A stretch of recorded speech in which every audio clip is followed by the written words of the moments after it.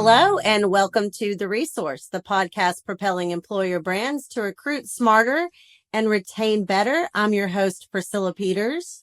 And I'm your other host, Scott Dismuke. And Priscilla, I'm at home. I'm not normally at home because as we are recording this, we are in the ice box known as Nashville right now. It is Yes. awful. Yes, we have gotten some interesting weather, but look at us. Look at us good trucking folks that we're just making it happen either way. We're delivering either way, right? We're delivering either way. Yeah, I know there's a lot of folks at Conversion. There's a lot of folks at PDA that don't have power, have been without power for a good almost 48 hours now. And it's very cold. And so Yes. there's a lot of folks that are struggling. I know how much did you get in Little Rock? We got like almost pretty much a foot. Like once it's all said and done, I think it's about a foot. And it was like ice, snow. So it's still, I don't think it's going to melt for a while, but we'll see. Yeah.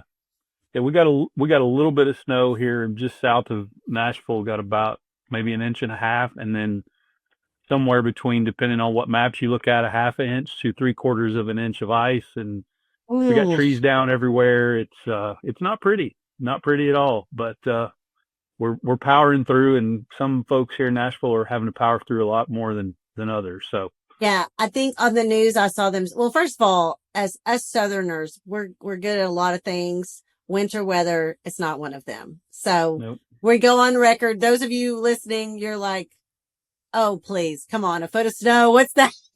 Listen, we do not operate well. I think we might in Little Rock, we might have 2 like snowplow trucks, maybe. I don't even know. Yeah. But I heard on the news yesterday, it was colder in Little Rock than it was in Juneau, Alaska. Yeah, I had somebody tell me that exact thing. I will tell you this, about 2 days before this hit, so it hit over the weekend. I actually had some COVID flashbacks because I went into our grocery store here, our Oh, neighborhood yeah. grocery store, and there were so many empty shelves. Like there was no beef, there was no chicken, there was no milk, there was no bread. I mean, it was just empty shelf after empty shelf. And so yeah, I didn't like that COVID flashback much with empty shelf. Now they did have toilet paper and paper towels, which we didn't have during COVID. Yeah. But yeah, it's certainly been an interesting few days. I think we were talking earlier today, and I told you I am so done with ice. Like I may even quit putting ice in my drink. I'm so done with ice. But we power through, right? We did. We survived. And here we are wrapping up January. This episode will come out beginning of February, but we have some really good data and information. This is our Q4 retention and recruiting data rundown review. So we think you guys are really going to enjoy this. I think there's a lot of good information here that we have for folks, especially going into the new year and kind of what to expect with what's going on. I think it's going to be a little bit different than 2025. Hopefully on some fronts better, but unfortunately it may start to get tougher to find drivers, we think. Oh, I definitely think it's going to be tougher to find drivers, and God, I sure hope it gets better. I mean, can it get worse? I mean, I hope it can't. But I think speaking of powering through, there's been a lot of folks in this industry that have been powering through over the last 3 years. So hopefully we even just a minimal bump in freight would be nice. But to your point, capacity has been exiting. A lot of that's in the data. That you're going to talk about and that I'm going to talk about. So we hope folks will enjoy our Q4 data rundown. All right, let's get to it. So let's dive in. Q4 data rundown. Here we go. So some economic and industry data that we have for you. The first thing we wanted to do is just, okay, new year, let's see the lay of the land in the actual driver market. So if you're looking at the truck driver market, there are about 3.5 million CDL holders. And according to the Bureau of Labor Statistics, about 57% of those are what are referred to as tractor trailer truck drivers, which is typically our audience. So that just gives you an idea of the high level number that you're looking at. Then when you look at it further by generation, I thought this was interesting. This came out in a report that was released in Q4 by ATRI, the American Transportation Research Institute.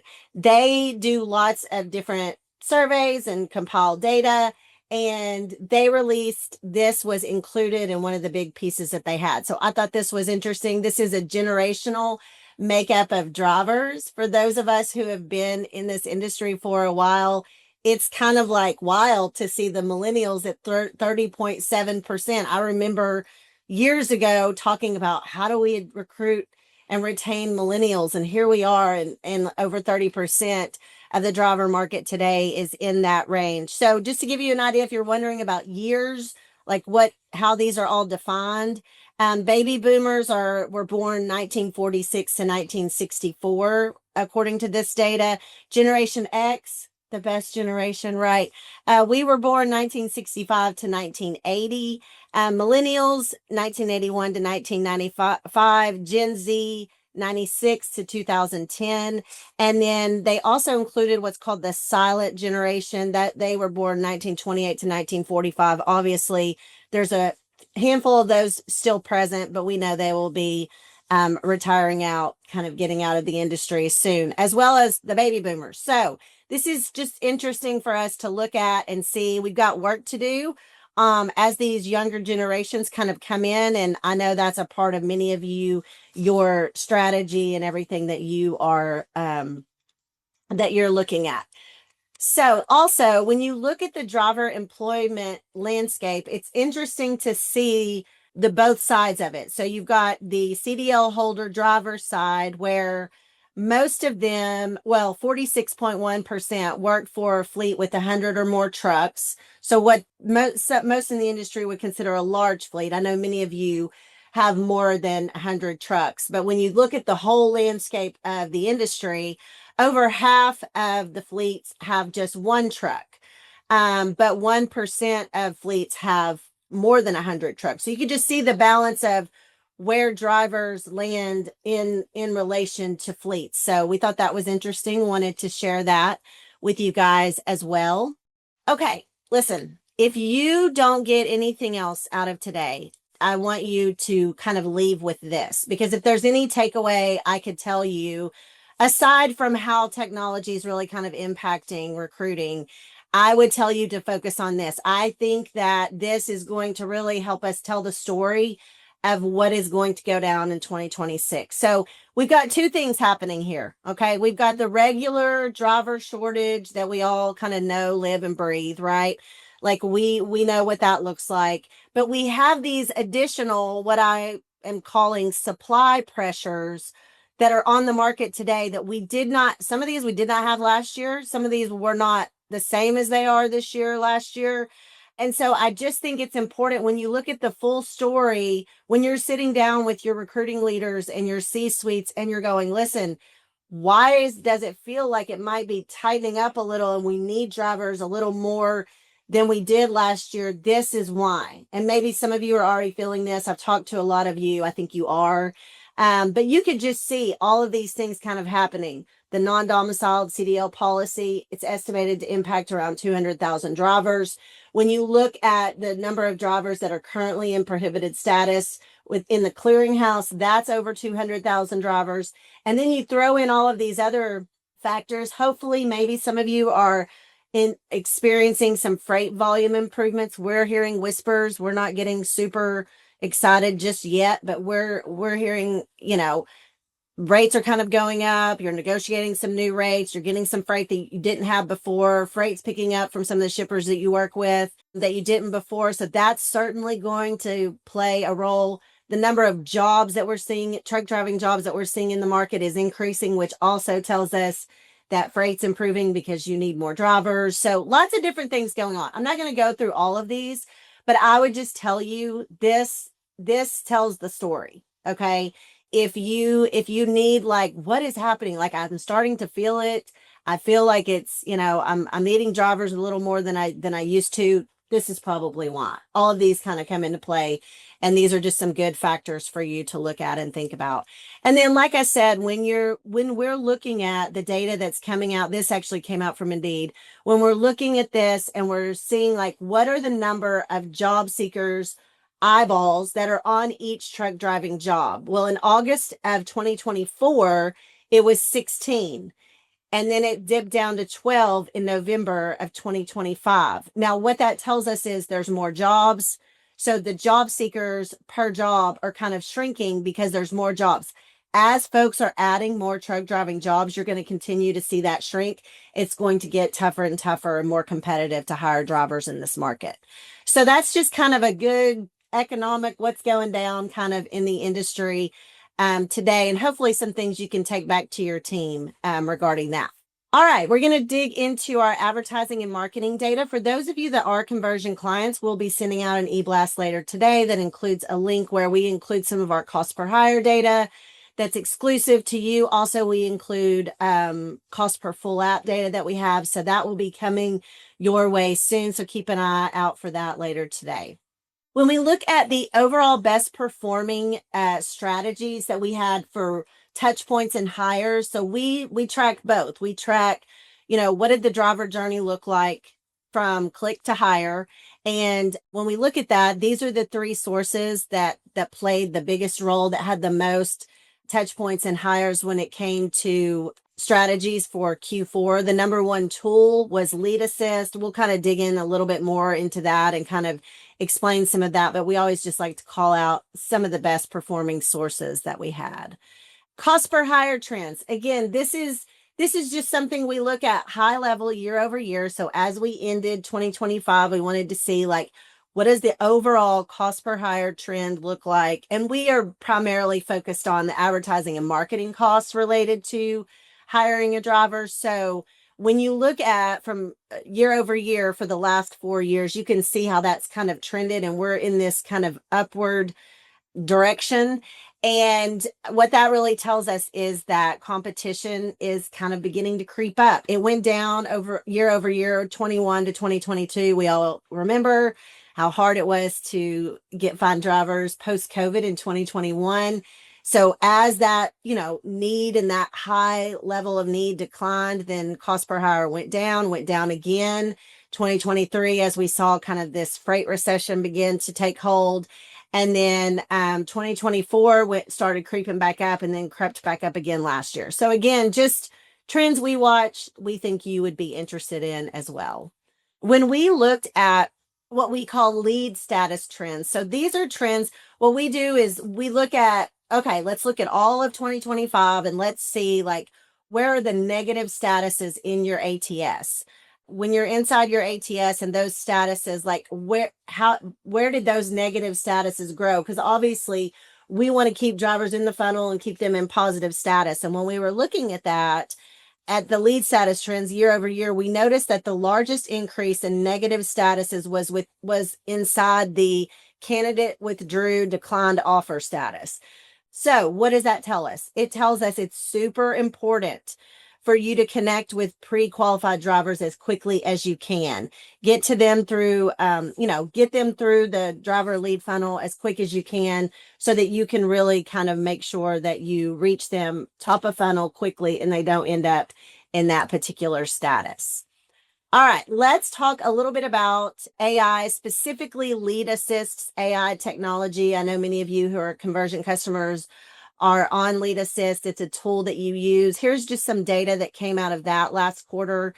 Lead Assist, the AI technology in Lead Assist is delivering 6 times more full apps than a traditional recruiter when we just compare those side by side. Cost per hire is lower. You can see now that we've implemented customized AI agents, we'll talk about that a little bit more.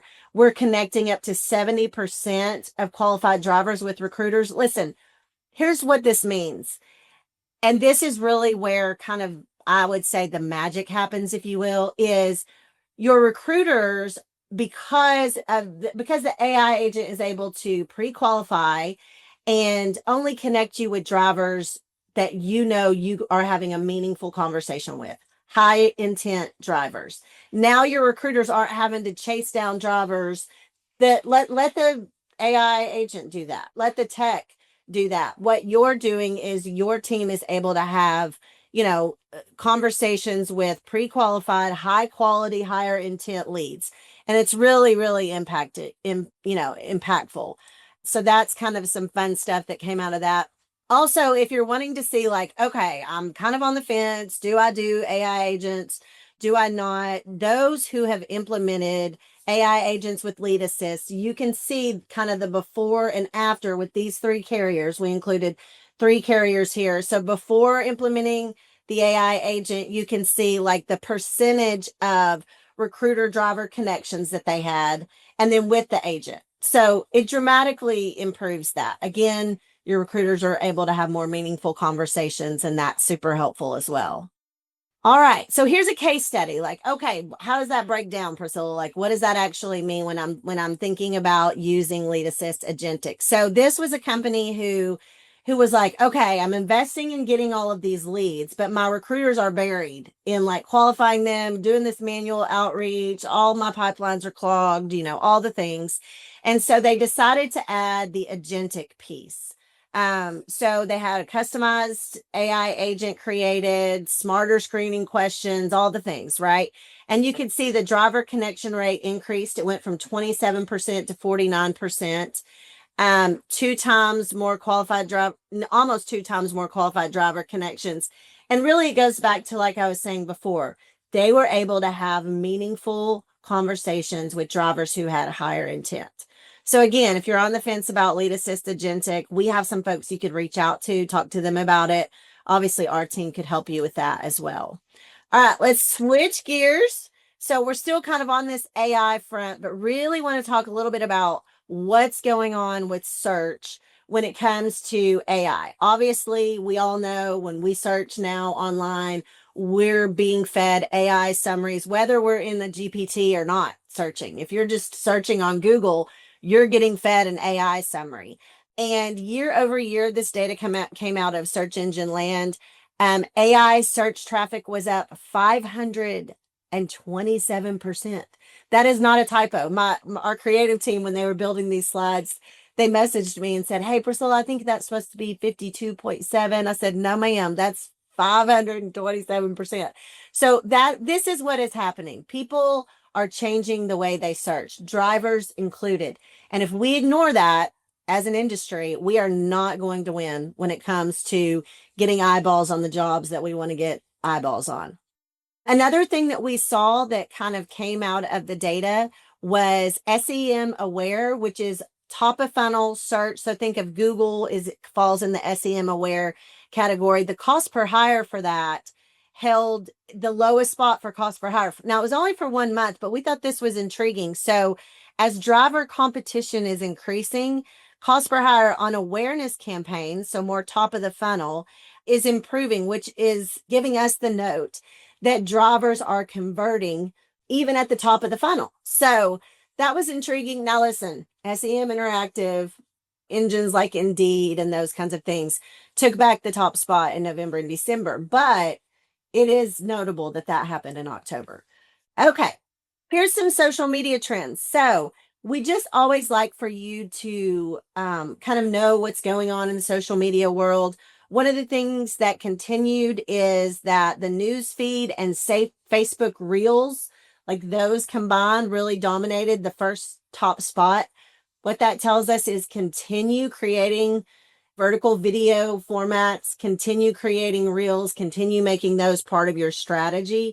Another thing that was interesting that we saw is there was a subtle shift by Meta that they made on their platform regarding page likes. It used to be that you clicked on a little thumbs up like button. We all know that from Facebook, but now it just says follow. And that change, you wouldn't think making a subtle change like that would impact page likes as much, but it led to a 21% decrease in page likes for the last quarter. So again, something we're following, kind of keeping an eye on when you're looking at if you are implementing page like campaigns. If that's something you're trying to do, then I would just keep your eye on that. And then also we are really watching marketplace ads. since Meta reintroduced Facebook Jobs in Q4, we've seen a 13% increase in reach on ads in Marketplace. So they haven't scaled the solution yet for Facebook Jobs, okay, but obviously we're on that. We're keeping an eye on that. But a lot of carriers are focusing on doing targeted ads in Marketplace that kind of mimic job placement ads. So, something to think about, something to talk to your strategist about, and just really look at as you're looking at social media strategy. And then we're going to wrap up this section with really understanding what's the broader impact on social when it comes to leads and hires. So we know that social media drives awareness and engagement. But one of the things that our team did is they went back and kind of looked at all the conversion activity from January through October of last year. And they were able to see that what ended up happening is that when, even though a lead might not arrive directly from social, it was in that driver journey. And so users might not convert on that initial touch point. If, like, let's say they click on a social ad, they didn't initially convert, but social advertising often becomes the catalyst that will bring them back. Okay. So I thought this was super interesting. You can see kind of what was delivered here with leads and calls and additional apply now clicks. And so we're basically, the takeaway here is don't sleep on your social media strategy. Make sure that it's there and it's in the mix, because we know that it's actually providing support even after that first initial click, even if it doesn't convert immediately. So something to keep your eye on. All right, Scott, I am going to turn it over to you for our driver retention section. Excellent. Thanks, Priscilla. Thank you guys for giving us your time today. Just kind of real quickly from a Q4 standpoint, and frankly, really 2025, and even as you're going into 2026, here's the word to remember right now from a retention standpoint, and it's predictability. Predictability is what drivers are looking for, and I know that in this kind of challenging market, that sometimes is a little bit difficult to deliver on, but that's really what we're seeing from drivers. That's what we're hearing from drivers as far as what they're looking for right now. So looking at our data right now, equipment issues remain the leading source of driver frustration, accounting for nearly one-third of all retention conversations and concerns that we had with drivers. Compensation-related issues followed closely, driven primarily by scheduling quality and really consistency of miles rather than just pay rate alone. And we'll get into a little bit of the pay rate discussion here in the next slide. Operational challenges, particularly customer-related issues that you'll see here in a second, and really communication gaps really continue to impact driver satisfaction. And I think we have this in a later slide, but it was really the one main issue that increased in Q4, where really equipment issues and compensation related issues kind of stayed the same from Q3 to Q4. So, I think the big thing is as 2025 closed, really drivers showed increased sensitivity to planning, to communication, and really customer friction, signaling kind of a potential retention risk as we are now into 2026. So this next slide is kind of what we heard from drivers who voluntarily left their job in Q4. And these were really kind of the top issues that their top 10 issues that we heard from drivers, or the drivers were having before they left, and really from our exit interview data. It was primarily driven by predictable earnings challenges rather than just really isolated pay dissatisfaction. What we saw really in Q4 is that pay rate complaints were often the symptom. They really were not the overall source of the driver's dissatisfaction. What we really heard is the drivers left when they couldn't count on staying productive.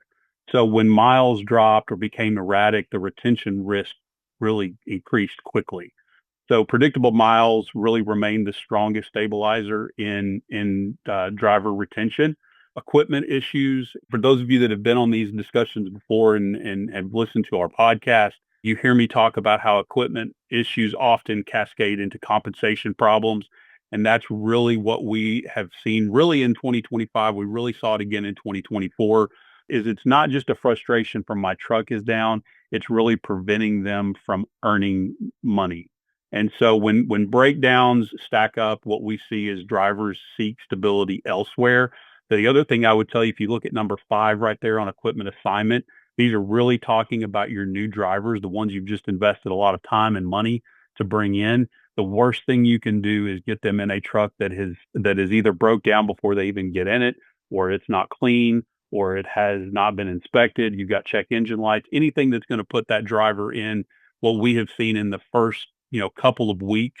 They don't see that really as a breakdown. They see that kind of as a sign of respect, and they think, is this what I'm in for going forward? Is this not just a thing that just happened, unfortunately, that I had a breakdown? They think this is something that's going to be consistent. And we see that, particularly drivers in their first 60 days, we see that those are the drivers when they have an equipment issue early, right out of orientation, those are the drivers that start looking for another job pretty quickly. So again, this one kind of speaks to the predictability, and this is something that we saw. You saw number 10 on there was loading and unloading issues, which were really customer related issues. It was detention related issues. This is the first time that this issue has really popped up in our voluntary quit data. Again, I think this really goes back to the predictability side of things, and how when drivers are detained or when they're having issues at a customer, how that really is impacting driver satisfaction. And so anything again that is going to affect that driver's ability to log consistent miles is going to go back to, again, compensation. So we see a lot of these issues cascading into compensation issues. And again, it's not necessarily pay rate related. It's really that consistency and that ability to earn something consistently on a week to week basis so that driver really knows what to predict. Again, talking about consistency, talking about pay, I said to you earlier that pay rate is more a symptom. It's not one of the main things. As you can see, three of the top 10 root causes from our voluntary quit data were really around miles. We saw scheduling quality continued to be the single biggest driver of compensation dissatisfaction. Inconsistent miles, load availability reinforced the theme that drivers equate with pay consistency, not cent per mile alone. That's one thing that I would tell you. The other thing I would tell you that's not really on here is when you look at pay accuracy and clarity. That is a real big thing that we're hearing from drivers. Any kind of issue with their paycheck or confusion about how you're paying something, whether it's training pay, whether it's breakdown pay, anything like that, anything that is causing confusion or clarity within a driver's pay rate, we've really seen an uptick in drivers starting to look elsewhere when that pay not just is not predictable, but is also unclear. So that's kind of the one thing that I would tell you. Again, really the big thing overall here in Q4 is that compensation issues really continue to be driven by consistency rather than pay rate alone. And I would definitely pay attention to that as we are now in 2026. And as Priscilla mentioned earlier, we see drivers exiting the market. We see capacity tightening. Now we're just waiting for a bump in freight. So communication, this is really kind of the last thing. This is I really want to focus on this just from the simple fact that communication is going to, it's not going to solve a lot of these problems per se, but what I will tell you is that it will make it easier for the driver to stomach some of these things. Anytime we're talking about planning, anytime you're talking about scheduling or why a driver is being planned the way they are, that is one of the most important things you can be doing right now. The other thing is if a driver is connecting with you, if a driver is calling you, respond to that. Even if the driver manager is on the other line talking with another driver, shoot that driver a text, do something from that standpoint to let that driver know that you're aware that they're trying to reach out to you. That is the biggest thing we're hearing. I think one of the things I would tell you right now, we've said this before, drivers don't leave companies, they leave people. That is still absolutely true. But the other thing that we're really starting to see is drivers don't leave companies, they leave silence. So when that driver is not being responded to, when they're not hearing back from you, when they're not being proactively communicated with, that silence is driving a lot of turnover right now. So as you're talking with your operations team, as the driver managers are meeting and discussing what can we do to increase retention, communicate, communicate, communicate. And when you think you've communicated enough, communicate some more. That is again going to help some of the anxiety that drivers are feeling when they're waiting on an assigned load. That communication is going to go a really long ways into keeping that driver in your truck. Yeah, that's great. Thank you, Scott. Good stuff. Good stuff. All right, we've got one last section here. We're going to dive in really quickly to wrap this up. This is our driver data. So, any data like related to drivers and their behavior and their opinions. Driver sentiment took a deep dive in Q4. Unfortunately, it declined significantly. All the reviews that we follow, it was down 21% to a 2.38 out of 5 average. So, keep an eye on your reviews, is what I would tell you. Keep a pulse on your drivers and what's going on with them. Also, I thought this was interesting. This came out of our Lead Assist, our AI agents within Lead Assist. And the data coming out of that is showing us that most drivers who engage with the AI agent, they will go through all of the prompts and give them all the information. And then when it's time to connect with the recruiter, they prefer to schedule that for the next day instead of connecting with a recruiter immediately. So kind of even better from the recruiter standpoint, because they have a chance to go in and see what the information that came in before the call, but it schedules the call on the recruiter's calendar. So that's great as well. All right. Next, just wanted to call this out. This was from our fall driver survey that we did. Almost 50% of drivers said that their home time requests are sometimes, rarely, or never respected. So this many, 46% of the drivers fell in those 3 categories. And so again, to Scott's point, like communication is key here when it comes to drivers. And then we always wrap up with sharing with you the top positive and negative words inside driver reviews so you can kind of see what those are. Pretty much the usual suspects here. A lot of these are the same because drivers are talking good and bad about some of these topics like pay and things like that. And then also to give you a breakdown of what the ratings look like. Again, ratings on driver reviews did take a dive in Q4. So that's just a really good indicator to kind of check in with your drivers. 54% were 1 star. So drivers are super polarizing. They're either going to give a super great review or super not great. So just something to kind of keep in mind.